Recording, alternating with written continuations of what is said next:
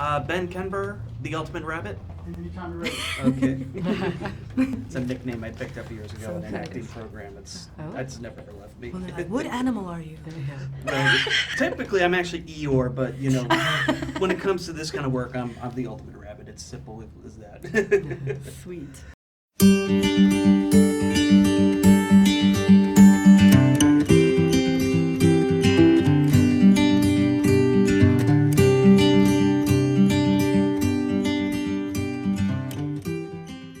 This is a fascinating show, and it's great to see something this authentic on television or anywhere else or movies. And what I love about the show is how the characters are so complex, so wonderfully human. As you go through each episode, you get to see different layers of their personalities in a way you don't see a lot of shows. I mean, how exciting is it for you to play those kind of characters? Life-changing. It really is. It's so wonderful. You know, we've been fed a lot of this Hollywood stereotype of Latinas, Latinos, you know, and the cliches, and it's just so wonderful to have a platform, and a big platform finally, to have different stories and different types of people out there, you know, and it's just such a gift. It hasn't happened before, so we're all like, pinch me. What is this? Yeah. Yeah, that's true. I mean, on cable television right now, it seems to be like the best place to get away with that kind of stuff, you know. I mean, some movies you can get away with it, but yeah. Like pushing the envelope and getting everybody to the edge. Whatever edge it is, Vida is like definitely pushing you towards that. The way you portray grief in the episodes is very authentic because there's different stages to it.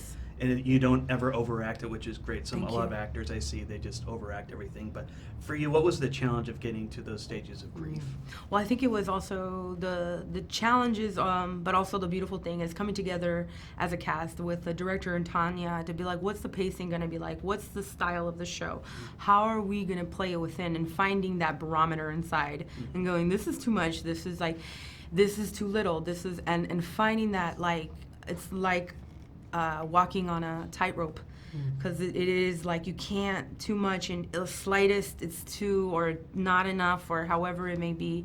And it was literally like being like having that time. I'm an athlete, but will I ever be in the Olympics? And it's like, here you go, is your chance to be in the Olympics, and you got to train. So I had to really get out of my own way and then face a lot of like, oh, this is what happens when I'm on set. We did the tone reel, and it was like, this is what happens, you know. And so, you know, having such a complex character, very, you know, a lot to chew on, a lot to work with, that it was such a beautiful experience and so refreshing to have that opportunity to finally go there. But at the same time, I had to do a lot of inner work to get out of my own way. So. Yeah, that's very. I've been asking the other actors how they go about preparing their characters, because I kept thinking that you would have an idea of the arc of your characters, but apparently you've been getting the scripts for each episode like at different times. Well, I knew, Tanya sat me down and said, you have to do this in 1, this in 3, and this in 6. Like, we knew. And so, at least for me, she like prepared me. So that part, yes. Like, but then they wrote it. So, but I already started preparing for those moments. Yeah. And Maria, your character kind of, I mean, it's interesting to see right from the start the Right. connection she has with Emma and how it sort of deals with this universal theme of unrequited love, which finally gets requited here. What was it like portraying that? It was really lovely.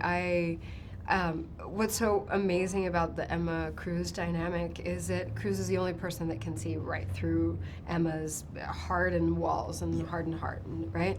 And because she knows her from the past, and she can needle her, and there's no one else that can affect Emma in the way Cruz does.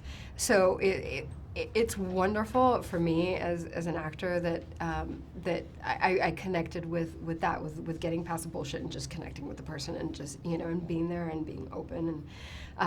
And then Cruz is also somebody that is very comfortable in her own skin, very sexually liberated, and the dynamic, and very comfortable in her community too, and which in itself is a radical act, you know, and not only in this community but in a lot of the Latinx community in general, being LGBTQIA and being comfortable with it and being okay with it in the face of a lot of conservative people and traditions.